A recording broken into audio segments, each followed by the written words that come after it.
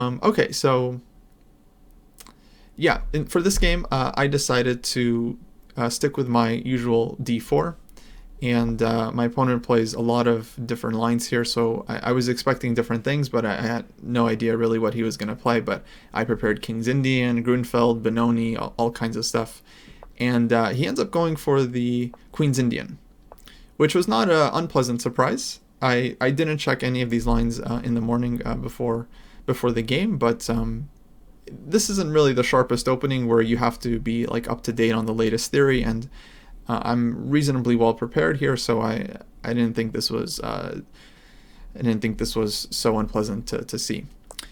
So I went with my usual fianchetto system. This is kind of almost unanimously considered the main line against the Queen's Indian these days. Bishop g2, bishop b7, bishop g2, bishop b7, castles, castles. Okay, so here in this position, a lot of people probably know the theory already, but the main move has always been considered to be knight c3, which does allow black to play knight e4, and usually this is kind of an equalizer for black when they get to exchange off these knights. d5 is a older move as well, and considered a really sharp pawn sacrifice, still theoretically relevant today, and in fact this was the choice of Alpha Zero in its match against Stockfish. And it seems like, yeah, the new AI chess engines, they really love this type of sacrifice, where after black takes, white goes knight h4. Black is forced to make some huge positional concessions in order to hold on to the pawn. And usually in this kind of thing, white is able to get a ton of long-term initiative that the new engines are really happy with. But the line is extremely sharp, and theoretically I think black is supposed to be fine here, so it's not like white just gets a winning initiative, but if black knows their stuff, they should be able to equalize usually. Okay, and finally I went with the move rook to e1. This has been the move I've been playing most recently, and this is kind of one of the trendier main lines now. And hey, Z Nation Chess in the chat. Also, hey, Jim Santaku. Good to see you guys. The point of this move, rook e1, is that it's kind of a neutral waiting move. I mean, it's useful for white because in many cases I might be able to get the e-pawn going. But basically I'm just waiting black to continue their development, because I would really like to play like knight c3, for example, but then this is always going to get hit with knight to e4. But if black plays a move like, let's say, d5, then white can already play something like knight to e5, and this move would not have been possible in the previous position because then black could just trade off the bishops. Here, now that black has played d5, knight e5 is certainly possible. White sets up this pin. Now we can play knight c3, and we're not going to be worried about knight e4 here, so white is getting a little bit of pressure. Obviously, this is still playable for black. But if not d5, it's not clear what black should do. Knight c6 is very awkward. Knight a6 is quite common. But then we have this idea to play knight c3 in this position, where after knight e4, normally we wouldn't want to allow black to trade and just double our pawns like this for no reason. But here with the knight on a6, these doubled pawns are actually kind of useful, because the pawn on c3 is going to be covering the b4 square, and this knight on a6 is going to have a hard time getting back into the game. So white is just willingly taking on these double pawns, but getting some nice strategic advantage in return. So I think bishop f4 is a potential move here. Takes, and yeah, the pawns are ugly, but it's not easy for black to attack them with the knight on a6.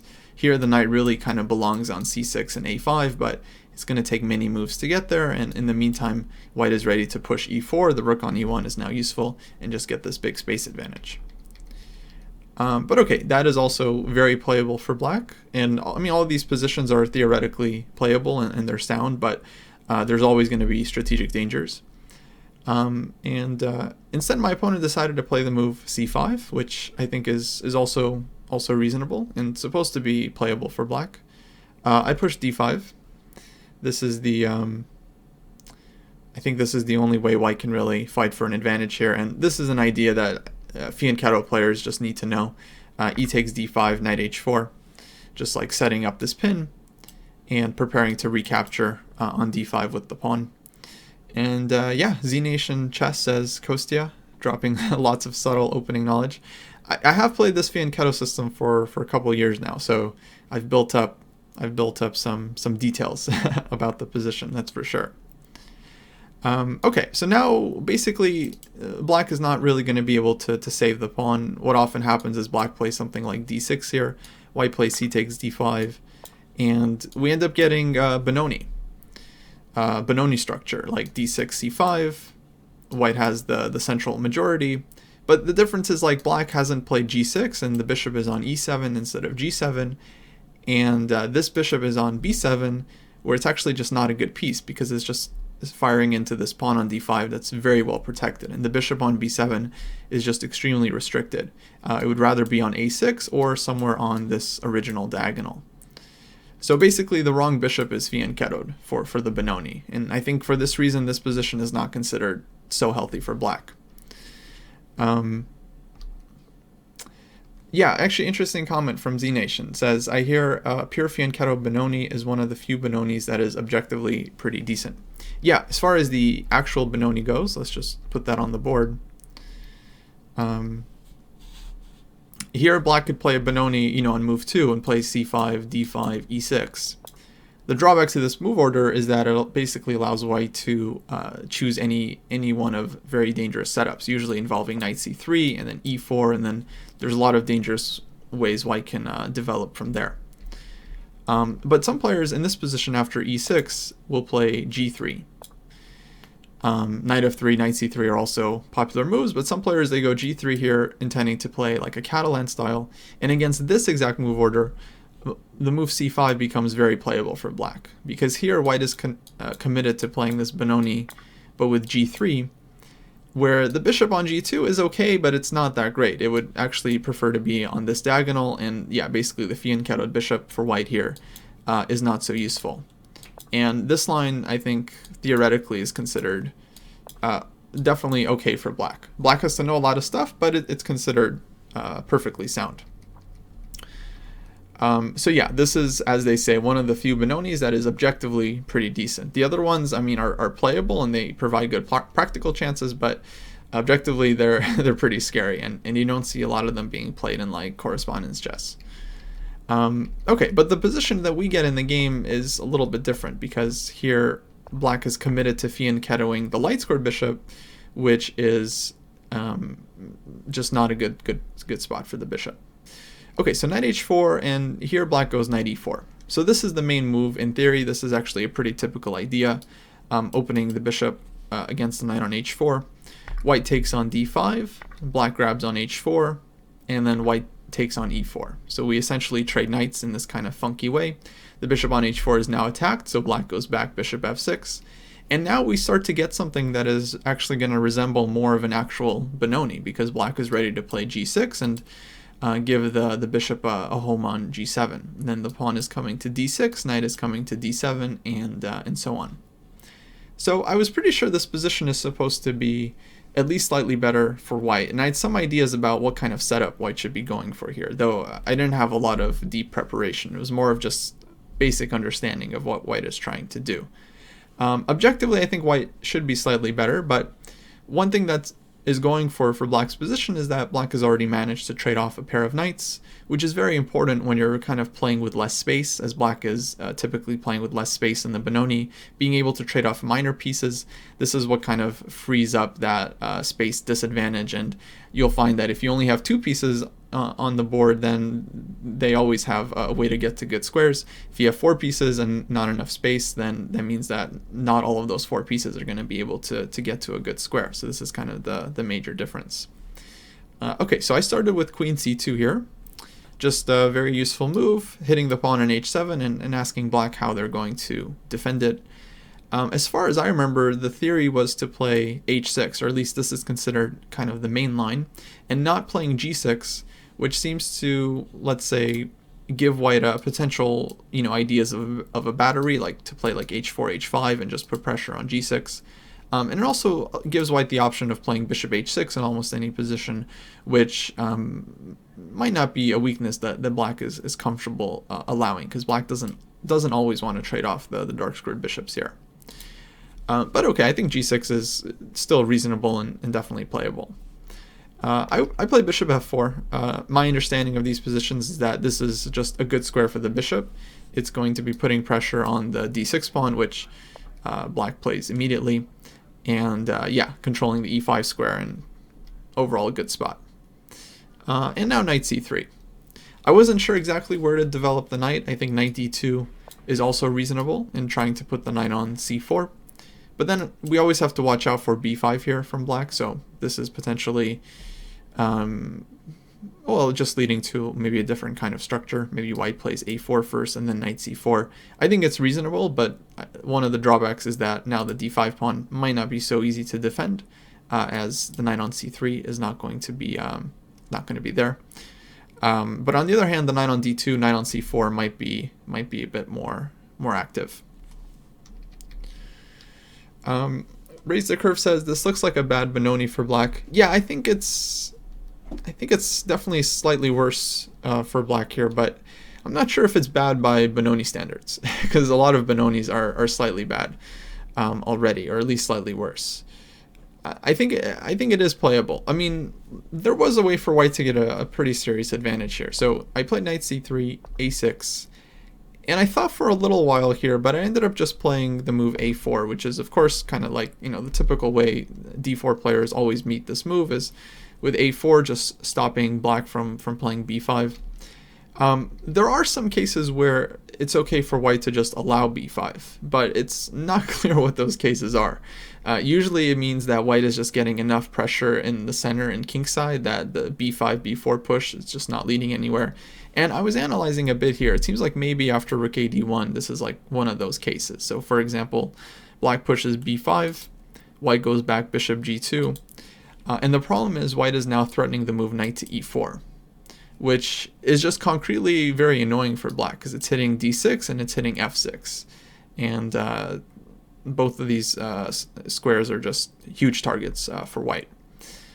If black goes like queen c7, so he can't go knight d7 yet because the d6 pawn is hanging. This is of course important, but after queen c7, it's a tempo, knight e4, bishop is forced to go back to e7, and this is well, this is just seems like a very nice position for white. We can see like the bishop on b7 here is really suffering. The engine was giving a move like b4, which I think is very interesting, kind of fixing black structure here, bishop h6, and okay, queen is coming to c3, maybe knight f6 at some point. It just looks extremely risky for black. Raise the Curve is asking about g4. Sorry, but in which position? Because I'm not sure when you wrote your comments. After bishop e7. Yeah, I mean, it's a move. So I guess the idea is to play like g5 and knight f6 check. Correct me if I'm wrong. I think sometimes this can be quite reasonable for white. Like any kind of f5 here for black is going to be extremely weakening, especially when it comes to the e6 square, and white just tries to play like knight g5, knight to e6. Triumphant is asking about b4, giving black past c-pawn. But the thing is that this play is very, very slow for black. Like, even when black goes c4 and then c3, white goes b3. And okay, you have the protected passer, but it's just fixed. It's blockaded, and so it's very hard for black to break through. Now I realize, yeah, I totally misjudged the question. Okay, so yeah, why is white playing b4 and giving black a pass c-pawn? Okay, fair enough. Yeah, this is yeah, I understand now. Sorry about that. Okay, this, yeah, definitely makes a lot more sense. It's kind of the same thing here. It's just like the pawn is blockaded, so it's not so useful for black, and it's not so easy for black to keep pushing the pawn. But at the same time, white has kind of gained a lot of space with this move. And now when the queen is coming to c3, white is not getting hit with b4. So white's queen can actually use this diagonal. I imagine this is an important point, Because yeah, this just looks extremely dangerous. Like queen coming to c3, bishop h6, and the dark squares are going to be really, really suffering. So hopefully that makes sense. But it is kind of a typical idea in these types of positions where white does want to kind of get the structure with b4 and c4, where, yeah, black's play on the queen side ends up being very fixed and immobile. So yeah, I think in these lines, like, white is getting a pretty reasonable position. I am thinking that black probably shouldn't play b5 so quickly and should just try to get the development going with a move like queen c7, bishop g2, knight d7, and then after like knight e4, for example, black is in time to play bishop e5. Since the knight is on d7, in the other line the knight was still on b8, so in that case white could just take on e5, black is forced to go de, and then that's just a really bad structure for black, with this d pawn just being super strong. But here black can take on e5 with the knight, and I still think white is better here. Like, I was analyzing a little bit deeper here. Queen comes to c3, and okay, now we just want to play like h3 and knight f6 check. So whenever these bishops are traded off, this becomes one of white's major ideas. Or in some cases, transferring the knight to f2, g4, and then looking for knight h6 checkmate. It's always very annoying for black. So this was the way. This was the I think the key way that white could fight for the advantage in this position. After a4, I think I give it up a little bit, because this is a pretty important tempo, and I'm not getting bishop g2, knight e4 in time. Although I don't quite give up the advantage just yet. Hey, JulesE18, thanks for the 5 bits. Asking about Bernie 2020. Yeah, I'm a fan. I'm probably a fan of anyone, any reasonable adult 2020. I think I would be okay with. But Bernie I like. Okay, so a4, black plays queen c7, and yeah, here I decided, you know, it was time. It was time to push Harry the h pawn. I mean, it just looked good. I don't think it is good objectively, but it looked interesting, and I wasn't sure how else to play the position. But you know, I have a feeling like, okay, we've already traded off the knight on f6, and once this knight is traded off, then the h5 pawn becomes much stronger and much more difficult for black to deal with. But yeah, objectively, I don't think it's such a good idea in this position. What I should have done is revert to the plan that we were discussing, like bishop g2, followed by knight to e4, and forcing black essentially to play bishop e5 and just trading off these bishops and playing that position. I think this was still the way to go here, like knight e4, bishop e5, take, f4, and yeah, I think this actually comes from a game from a couple years ago, but basically white is slightly better in this position. During the game, I wasn't exactly sure. I considered this idea with knight to e4, but I wasn't sure if I do want to allow this kind of trade of bishops here. Yeah, the problem, Z Nation is asking if bishop g7 is possible. The problem is the d6 pawn is hanging. If this was not hanging, then yeah, black would just ignore the trade and just go back. Or if black plays like bishop e7 here, then it always feels passive to put the bishop on this square. Okay, of course the d5 pawn has to be defended, but maybe white just goes rook a d1, and if f5, we always have knight g5, and then this is kind of a big square to give away for black. So f5 is always a very double-edged move here. But yeah, that was the way to fight for the edge. Okay, but I pushed h4, you know, you only live once. And my idea was, of course, to take once on g6, then maybe play king g2, rook h1, maybe double on the h-file. I mean, I don't know, just look for something. Just put the pieces on the h-file and then look for something. It's usually how it works. But it doesn't really work out. Knight e7, I played h5, and bishop g7. Actually, I think very very good defensive move, and he found this one pretty quickly. Actually, he didn't seem disturbed at all by the by my advances. So I took on g6, and now I mean it makes sense because his knight is coming into f6 or e5 very quickly. He played hg. I thought maybe fg was going to happen because to me this, I mean it feels a little bit anti-positional for some reasons, because now black is losing control over the e6 square, which we know is a big weakness for black. But it's also, you know, opening up the rook on the f-file.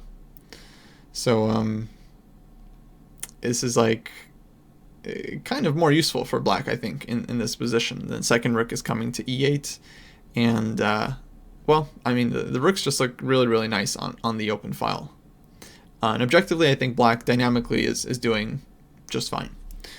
But it's a different structure. He decided to play hg, which I think also makes sense. Maybe it's a bit more solid for black, because here he can still go f5 whenever he wants and kind of shut down the bishop on the diagonal. And I actually do have to be a little bit careful here, because if I play king g2, for example, then f5 would come. And wherever the bishop goes, black is going to play knight to e5. And I didn't know what to make of this position, because it's not like black is going to take on f3 and then I go ef and I'm totally happy. But instead, I think black just builds up with rook a8. And I just didn't see where my attack is going here. It feels like black is totally fine. Knight on e5 is just really strong. So this was kind of a bummer that I couldn't, you know, play my kind of main idea, is king g2, rook h1, because my bishop just ends up getting blocked.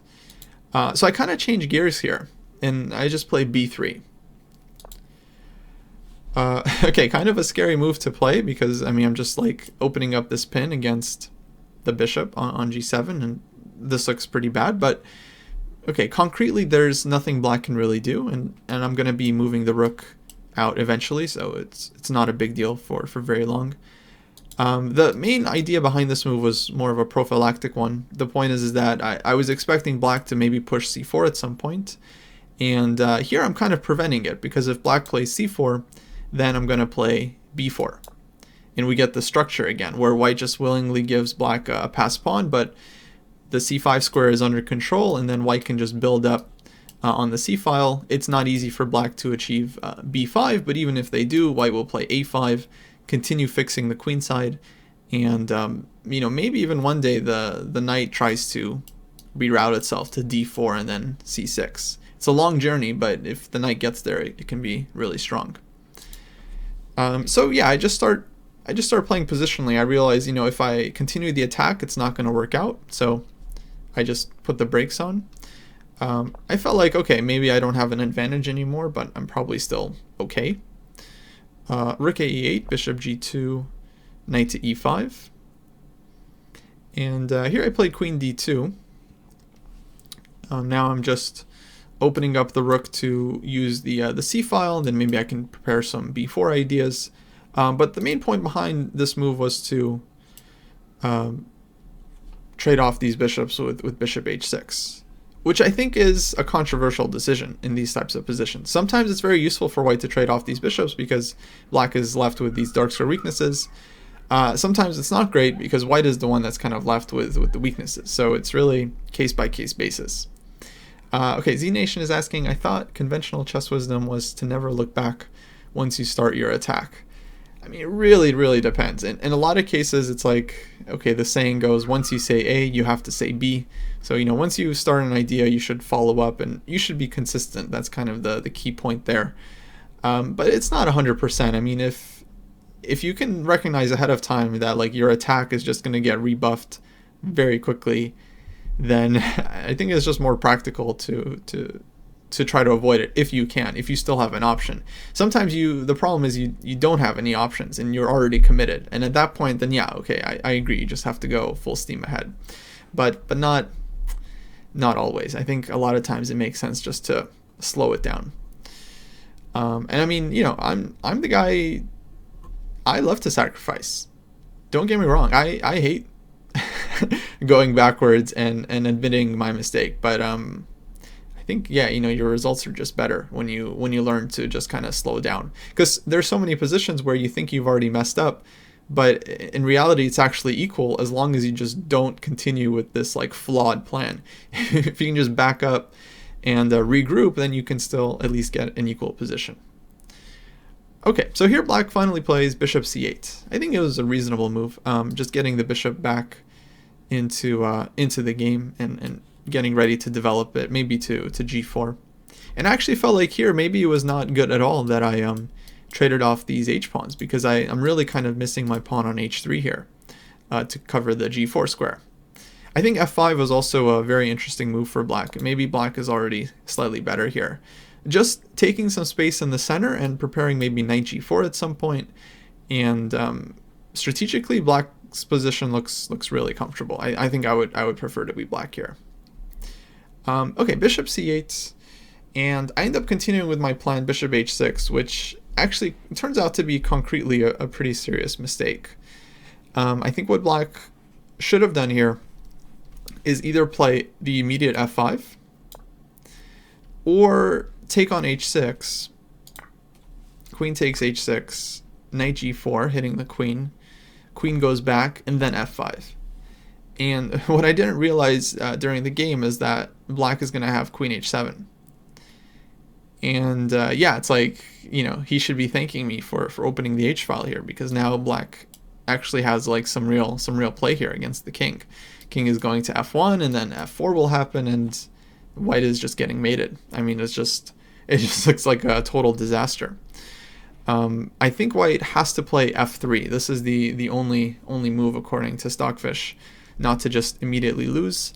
And then after knight e3, knight d1, this is what we call groveling for the draw, where like positionally white's position just looks awful, and black is certainly better. Maybe not winning yet, but long term, black is going to get a heavy piece on this e3 square. The b3 pawn is going to be super weak. My bishop is bad. Black's bishop in the long run is better. And yeah, big problems here for white. So this bishop h6 move, this was just not good. I should have done either a normal move like rook ac1, and I think white is still okay. I can try to play for b4 again. Or interesting move was knight e4, where the knight here is actually just active, and I'm putting some pressure on d6, so black's knight on e5 can't really move so easily. But I'm also kind of preventing f5, because now f5 is going to be allowing knight to g5, and then this knight is always ready to jump to e6. I'm always happy to potentially sacrifice a pawn, just open up the diagonal, but in many cases it's hard for black to even take the pawn because of the bishop on d5. So this was the way to play. And my bishop h6 move, this was just kind of a little bit too, I don't know what's the proper word to describe it, maybe a little bit too textbook or too superficial. Just like, oh, bishop h6, is like any normal player would play in a blitz game, but it just runs into this knight g4 f5, and it's very dangerous. But he doesn't exploit the mistake. He goes knight g4, and I trade on g7. King takes g7, and this gives me time for e4. So I basically realized just in time that if I allow black to play f5, then my position is going to be very shaky, and then if I went e4 there, I have to allow f4, and it can get really dangerous very quickly. But I play e4 first, so I take the space, and now if black plays f5, well then I'm taking on f5, and I'm also opening up squares for my pieces. Black's king is not going to be super safe here, and I think objectively white should be fine. At a certain point, I might try to bring my queen to g5 or put the queen on b2. By the way, this is also another idea of playing b3 in these positions, is that you open up this diagonal for your queen.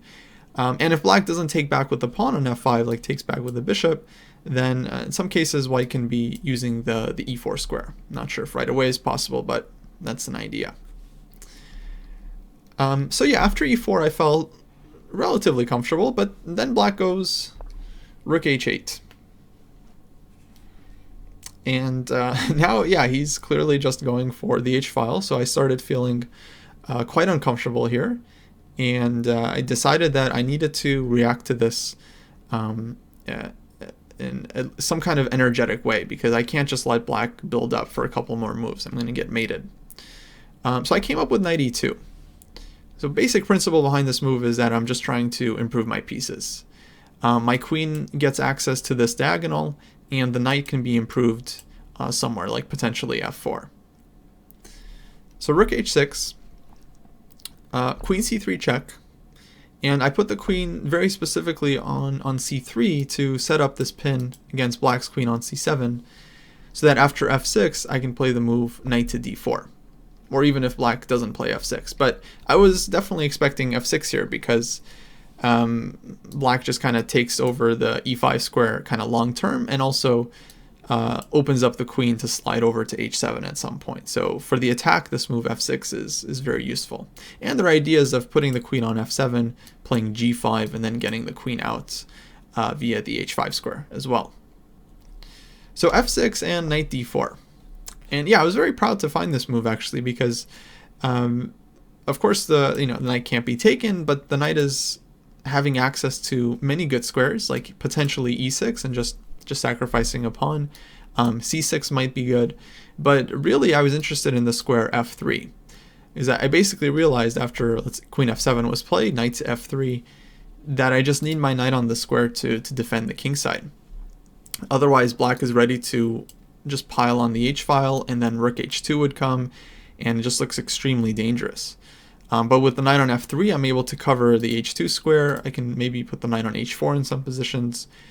So from a defensive point of view, the knight on f3 is just a fantastic piece. So I was really happy to find this kind of like, tactic, but to support more of a positional or strategic idea. So knight f3, rook e h8, and black doesn't really have any threats yet. Like rook h1 check is something that I have to be looking at in every position, and trust me, I was looking at these ideas in literally every position from here. But there's no immediate threat. And knight h2 is kind of a forcing move that's possible, but I didn't think it was really threatening much either. So I decided to play b4.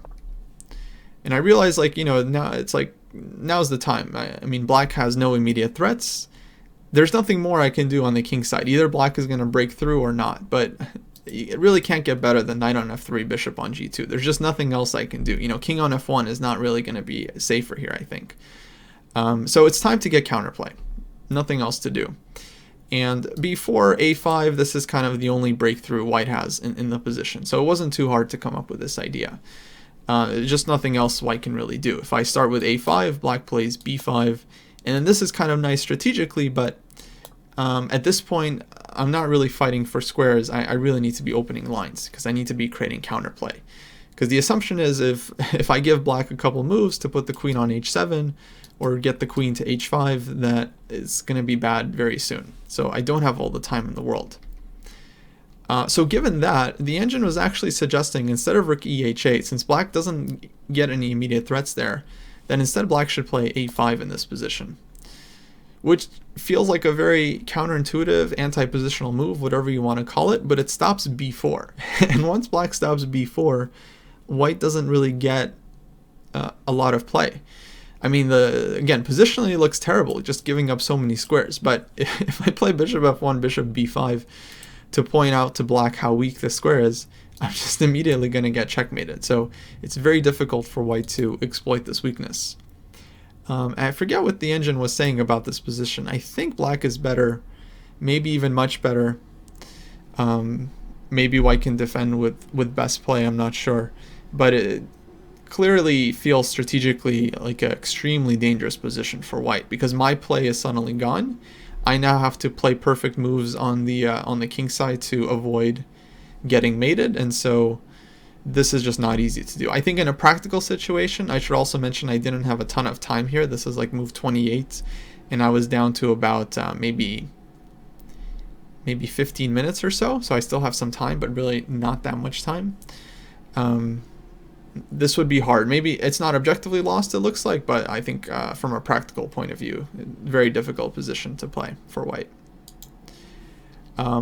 And just comparing it to the game, even if like objectively black is not even better after a5, Here it's like white has moves, so from a practical point of view, it's much easier for white to play. One-legged parrot says the first line looked hard to find. Yeah, against a5 in order to... Yeah, the engine was suggesting knight g5, which, okay, is a move. The pawn is pinned, queen goes somewhere. f4. Yeah, f4 is not a move white really wants to make here. Very weakening. It's a move I was considering in many positions, but ultimately never wanted to make. Yeah, so just not easy to play this position at all. But okay, rook e h8, b4, and then to my surprise he went for knight h2, because it just felt like this move doesn't even come with a threat. Like if knight takes f3, I take with the queen most likely, and I cover the h1 square, and black is just not really in time to do anything. So I mean, the bishop on g2 is really an amazing defender. And the move bishop h3 looks dangerous, but doesn't really hold up. White can even take on h2 with the king, and there are no good discoveries. So after a little bit of thought, again, I didn't have that much time here, but I was trying to calculate and see if I'm missing something. I didn't see it, so I just pushed a5, which is of course how white breaks through here. If we take on c5 first, then after bc5, we're only opening the b file, and I think white wants more here. I mean, this is nice. We get rook b1, rook b6, but when we play a5, we just open up everything. Now we're threatening to take this pawn on b6. If black takes on a5, we take on c5. And with the queen side collapsing, if black doesn't get any threats on the h file, then black is just lost. White pushes e5, and the center is just exploding, and black is completely, out of coordination here. The pieces are on terrible squares. So already this felt extremely dangerous for black, because although the attack looks very dangerous, I mean, I definitely wasn't thinking I'm winning yet or something, but I felt like, well, if he's not getting anywhere, then yeah, white's play on the queen side just kind of speaks for itself. Okay, so here he spent quite a bit of time, which of course was a tell that he wasn't happy with his position. If he saw some good option, he would likely have just played it and put some pressure on me on the clock, because I think he still had maybe about 40 minutes here or so, and I was down to like maybe 10 or 12. Maybe he had more time actually, and just went all the way down. I think he went down to like 30 or 20 something minutes. But yeah, there's not much black can really do here. Eventually he came up with g5, which I think from a practical point of view was probably the best chance, because seems like white has to walk a pretty narrow tight line here, tightrope here to actually defend against this attack, because with g5 black is trying to get the queen in very quickly, and then bishop g4 is coming, and there's queen h1 check in the position, so a lot of potential mates. I was definitely thinking about ways to not take on g5, because this move is possible, but it looks very risky because it just kind of allows black to get this move with tempo. But then after just doing some calculation, I realized that I have to take on g5. It's just like, otherwise actually the pawn is potentially dangerous. Like black might be able to use it on g4 at some point. So for example, if I take on b6, I forget what the engine was giving here, but I think it was extremely dangerous. Queen h5. And now black is basically threatening to, for example, take, queen takes, black goes like bishop g4, queen moves to e3, and then queen h1 check seems to be leading to mate. So let's just say we'll just give white some random move, take on c5, take. I think g4 is also working, basically for the same reason. The pawn on g4, bishop on g4, they cover the escape squares, and game over. So this was a possibility, and I remember seeing a line similar to this during the game. And once you see that you're getting mated by a pawn on g4, it really makes you want to just take the pawn while you still have a chance. So I kind of played a move that, well, you usually don't want to play, but you calculate for a bit, you realize there's nothing else, and you just have to take it. But okay, the thing is, like, the knight is coming to e6. And so I'm going to be forcing black to trade off one of his potential attackers. Then I get de6, and this e-pawn is going to be super annoying for black because it's always threatening to promote, and the center is opening up. And, well, again, if black isn't giving checkmate on the h-file, then black is going to have huge problems in the center and queenside. So queen g6. Queen h5 was also possible. Then I would go knight e6 check, black takes, de, and basically black just doesn't have enough threats here. Knight f3 check doesn't work, I can take it, and I cover the h1 square, and white is not getting mated. And if knight g4, for example, the thing is that black is not necessarily threatening anything here. I mean, it looks like there should be something, but queen h2 check, white goes king f1, and we can try queen h1 check again, takes, rook takes, let's say king goes to g2, but then black is not actually giving mate there. Second rook comes to h2, king to f3, rook can take on f2, and white will take this knight on g4, and there's no mate. So I'm pretty sure white can make possibly any move here. Let's say, take on b6. And if we take a look at the line, it seems like the king is getting out. Now, if this knight was defended, if there was a pawn in f5, then there would be mate. But unfortunately for black, it doesn't work. I believe this is working. I don't think I checked this line with the engine, but yeah, it looks like white is basically winning after any move. So yeah, it looked really scary for white, but eventually I just realized that black does not have convincing threats. He played queen g6, so he's not putting the queen on h5, and I think the idea behind this move is to allow the queen to go back to h7, so that maybe he sacrifices a rook on h1 instead of his queen. Knight e6 check, takes, and knight g4. Okay, so yeah, I think this move is definitely very reasonable. He just gets his knight off of h2, where it's really not doing anything anymore. And he kind of has a phantom threat here of going rook h1 check. Point being, bishop takes h1, rook takes h1, king takes h1, queen h5 check, king goes, and then queen is coming to h2 and queen is coming to f2. So this kind of like thematic mate always looks super dangerous.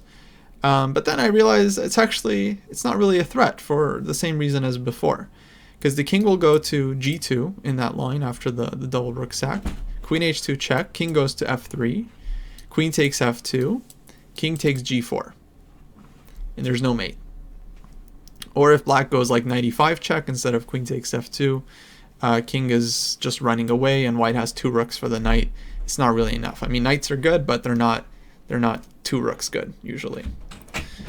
So yeah, once I realized that black doesn't have an immediate threat, I felt much more comfortable about this position. I felt like I could do almost anything. But at the same time, I mean, black is going to be threatening something soon because black has a move like rook h2. So it's not like I have all the time in the world. If rook h2 happens, then black is threatening to take, and then second rook comes to h2, and then taking on f2, or queen comes to the h-file. That genuinely looks like extremely dangerous. Okay, long story short, I should have just taken on b6. I think you guys can already see the move. I played e5, which I think is not great. But I should have just went with this move, just kind of like most direct, basically calling black's bluff 100%. So yeah, this line we just mentioned, rook h1 is not working for black. The king is simply escaping, and there's no mate. I did have an idea of making some prophylactic move like rook a2 instead of what I did, just to defend this f2 pawn anyway, but then I figure, why? I mean, if black is not really threatening this like queen takes f2 stuff, then I might as well get my counterplay going. There's no reason to waste even one tempo. But this line is not working. After black goes rook h2, I think this was the thing I was really concerned about. So the point is, when I was calculating this position, I didn't really want to calculate rook takes a6. To me, these lines just looked way too dangerous to allow. I think the engine says that after king g1, queen h5, queen f3, black has nothing. And seeing this position now, it's not that hard to understand that white is not getting mated. H1 is covered. There's no good rook moves. And if rook takes f2, white could take on f2. White can also, let's say, take on g4. I think this is cleaner. King takes f2. And then we're left with way too much material for the queen. But really, the main thing is that it's like two rooks. They're going to be easily coordinated, and then the b pawn is running, and the b pawn is super strong. So here the queen just has very, very little chances. I think the king is always going to be able to escape the perpetual checks. Just too many squares, too many routes available for the king to just run up the board. So this is a stone cold win for white. But from afar, you know, this is where you have to make the calculation, right? So I really wasn't sure about this position after a takes b6, rook h2, rook a6, rook takes g2. It just looked way too dangerous. I also have to consider lines where, let's say, black doesn't even take on g2 first, but goes something like queen h5, and then threatening to go rook h1 with an immediate mate, threatening to take here with a potential mate. And yeah, I wasn't sure. I mean, I have some checks, but sometimes it's like you have a check, king goes to g6, and then how exactly is black or is white defending, right? I think after queen f3, white is still doing fine here. But again, this was very hard to calculate. I didn't have much time, and it just looked too dangerous. So the thing that convinced me to play e5 was that in this position, instead of rook takes a6, I was mainly considering the move queen f3 here, because it feels safer. I'm just defending the bishop immediately. I'm covering the h1 square. But after the move knight e5, I don't really have such a great move here. The queen has to get off of the f3 square, and then black probably puts the queen on the h file somewhere, and again looks super dangerous, and I'm in huge trouble. So this is where I realized, oh, how great it would be if in this position I could play queen b7 check and just completely mess with black's coordination. So this is how a lot of ideas are kind of born. You have some kind of desire in a different variation, or you see something that's wrong in a different position, and you think to yourself, oh, how could I make this work? So I realized, okay, if I could play queen b7 check in this position, then the king is just stuck. He can't really go to the back rank. If he goes king h6, then the rook on h2 is always hanging, and it's just very awkward for black to deal with this check. So having realized that, I kind of intuitively felt, okay, my opponent is not threatening anything immediately. Let's just play e5. I don't need the pawn. The position is not about who has the most pawns. The position is about whose threats are going to be decisive first. If black gets something going on the king side, white will definitely get mated. If black does not, then white is just taking on b6, opening the queen side, and winning the game. So it's super double-edged, and I figured let's open the diagonal. Intuitively, it felt like the right decision. Objectively, not a great move. What can you say? Just concretely, black has some decent options here.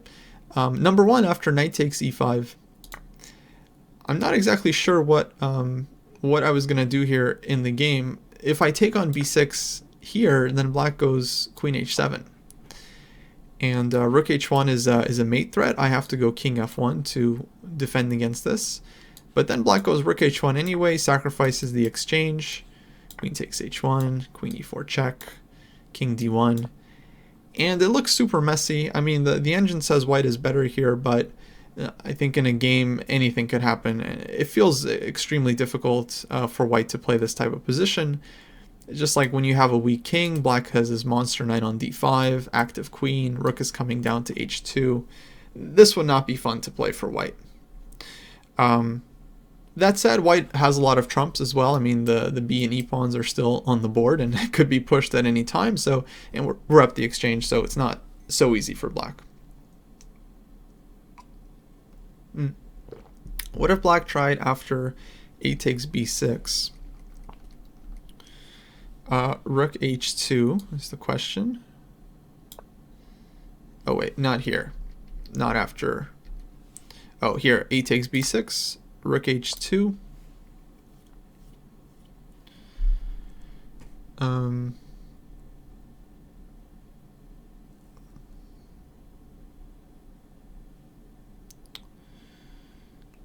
White goes rook takes a6, queen h6, and then after queen f3, knight e5. Oh, I see. This is the line you're asking about, right? If that's the case, I think rook a7 check just becomes a big problem for black. Yeah, this is, I think, a key detail in this line. So it's good you pointed this out. So king g6, queen f5, of course. King, let's say g8.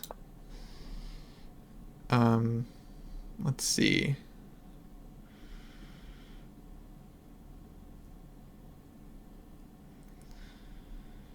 Feels like it should be winning for white, but it's not super easy because this queen is hanging with a check.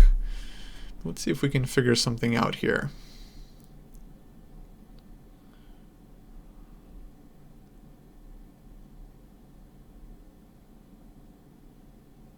Yeah, let's sack the queen. So rook a8 check, king g7, rook takes h8, knight takes f3 check, I think, is the only move.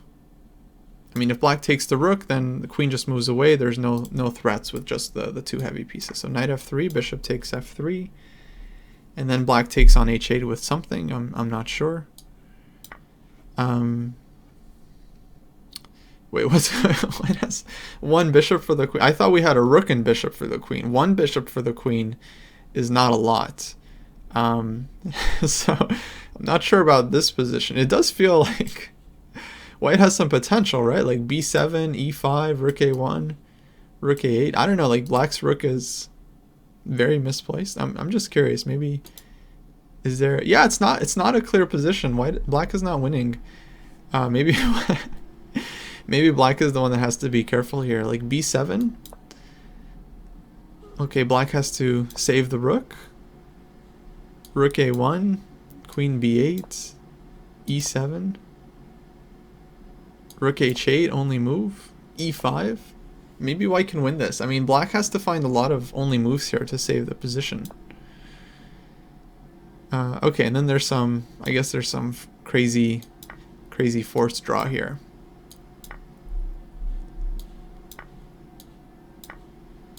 Yeah.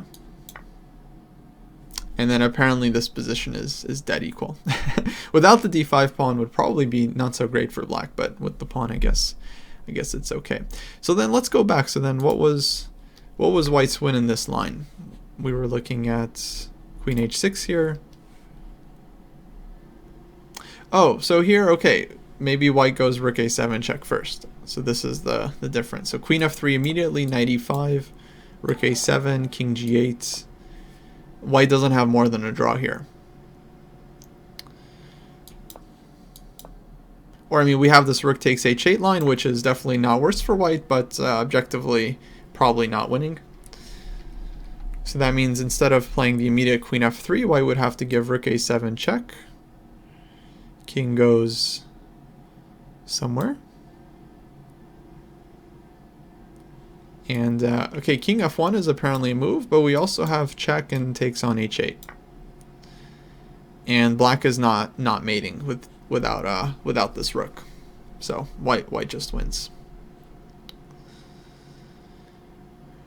Yeah, so concretely, a takes b6 was absolutely good.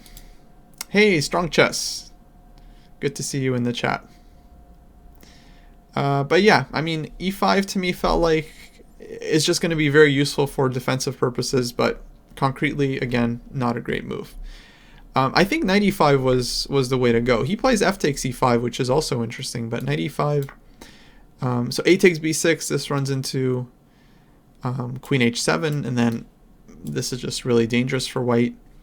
I could take on e5 here and just sacrifice the exchange in order to get one of black's major attackers off the board. So this is a really interesting choice. Objectively, this might be one of white's best continuations. I'm not sure if I would have gone for this, but it does make sense because now Black is really not getting enough of an attack here without the knight, but white's b pawn is just going to be super strong, and the rook is ready to activate it as well. So probably white is still better here. Okay, but he goes f takes e5. And now I play a takes b6. Because I figure, well, black didn't have any threats on the move before. And now that this diagonal is open, black doesn't even have this knight e5 idea. So whenever I play queen f3, there's no knight e5, and I have queen b7 check in every position, which is really dangerous for black because like queen b7 and then queen f7, I just trade off the queens and I win with my b pawn. Basically any endgame with this pawn reaching b7 and the bishop on g2, as long as I'm not getting mated, is probably good for white. But we overlooked a pretty nice idea here for black. I mean, queen h7 is still not really leading anywhere. I think white just goes queen f3 here. So rook h1 is scary, but is not actually working. And in case of, let's say, well, yeah, I don't even know what move black plays, because if rook h1 is not working, then the knight on g4 is hanging, and then queen b7 check is also hanging in the position. So this is working for white. But I totally missed knight takes f2 here, which was very possible. And turns out to be giving black at least equal play. I guess he missed it too, or maybe he miscalculated something here. Oh, there's a suggestion about queen h2, king f1, and rook f8. Oh, right. Knight is going to be hanging with check, yeah. But yeah, this knight takes f2. Well, the point is actually maybe not that easy to see. The point is after king takes f2, rook f8 check, king doesn't have any good way to, let's say, start running away, because g3 pawn is hanging, and then rook h2 is coming down. And if I try to go to the queen side, I'm going to get mated. But after king g1, black has queen h5, and oops, like now I am finally getting mated on the h file. Now that the f file is open and black's rook is just covering. So white is just lost here. In the meantime, hey, Chess Poems, thanks for the bits, much appreciated. Yeah, so after knight takes f2, basically white has to not take the knight. I think the best move to give like practical chances is to go rook takes e5 here. And then we get to some endgame, queen e5, queen f6, trade. I think for some reason black doesn't go rook takes f6 here. I'm not exactly sure why. Maybe bc5, and yeah, apparently these pawns are pretty strong, so white is at least okay. They're definitely worth the full rook.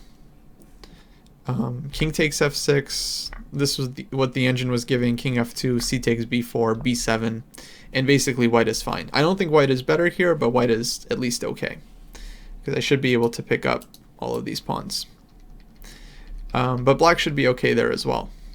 So this was a big chance, and yeah, I'm very, very fortunate that my opponent didn't find it. I think it just wasn't his day. Like, clearly he was not in good form. I mean, he lost the previous 3 games, and based on the analysis of this game, like he missed some stuff already with black that I think on a better day he would have seen it. So instead he goes queen f5. This turns out to be a losing move, threatening queen takes f2. And setting up actually a very, very nasty cheapo.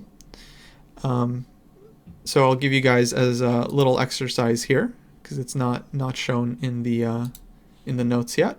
But what is the problem here with white playing queen to f3? Why is this a bad move?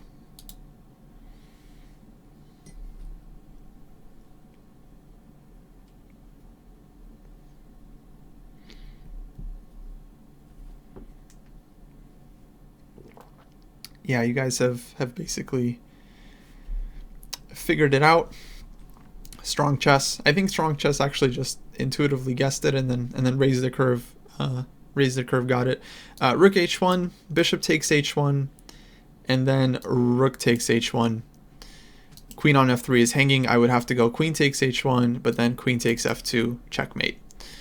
So kind of a nasty cheapo, but I've definitely blundered stuff like this before. I think we all have. But it's probably not a good sign for black. Like if he's just playing for tricks that white should reasonably be able to defend against, then it means white's situation is probably pretty good. So I just go rook a2. Simple and solid. He still doesn't have any kind of rook h1 sacrifice because I'll just take, and there's no mate on the h file with the queen. So he played rook h2. I don't really see another move to suggest. Queen f3, and now the attack is just being rebuffed because of course he can't trade queens. His knight is slightly under pressure. And very soon I just want to take on a6 and give rook a7 check. And as soon as white can do this, then black's king is going to be under huge pressure. So queen takes e6, rook takes a6. And he still doesn't have anything on the king side. If he was going to take here and play rook h2, I don't really have to take on h2, but I do think this endgame would be... should be winning for white, just because the b pawn is really strong and the two rooks coordinate here very easily. I assume this should be winning. I could be wrong, but no, it looks like white is definitely converting this one. So the thing is, if the queen doesn't have any reasonable chances for like perpetual check, and white's king is safe, then the two rooks are free to just coordinate, and they push the b pawn here very easily. So I think white would be doing quite well. Yeah, so instead he played knight to f6. Well, just kind of admitting that the attack is not working out, maybe trying to push e4. But concretely, it's just black is not in time. Rook a7 check. Now the king cannot really go back to the back rank. I'm just going to push b7 and b8 queen, and that's going to be a pretty big deal. So king g6. But now I start checking from this angle, queen d3 check. And this is just not working out again. The king can never step to the h file here because I take on h2 and I just win the rook. If the king goes to g5, then we have rook g7 check, and black's king is getting mated soon. There's also f4, which is also very good. So black is forced to play e4, but now I'm able to take and trade everything off. And we reach this double rook endgame where white is up some material. Looks like 2 pawns, but more importantly, the b pawn is super strong, and these two connected passers, as long as they stay on the board, white should have really good winning chances. Okay, so he played one more move here. He took on b4, rook takes b4, and here black resigned because there's really just no good try here for black. There's nothing really to do in this endgame.